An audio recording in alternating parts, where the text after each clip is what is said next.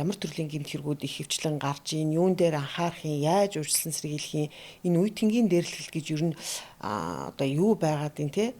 7 дугаар ангийн хүү гэртээ үерхдэг охиноо авчраад бэлгийн харилцаанд ороход үерхдэг охин хүүгүүнийхээ өмдний тэлээгээр гараа хүлүүлээд орны толгойд бэхлүүлчээд одоо бэлгийн харилцаанд орё гэдэг санал тавиад шүү дээ. 2 жил буюу түүнээс дээш хугацаагаар порнографик тогтмол үзсэн хүүхдийн энэ төрлийн харилцааны сэтгэл зүйн зам байдал хандлага шууд өөрчлөгдөнө.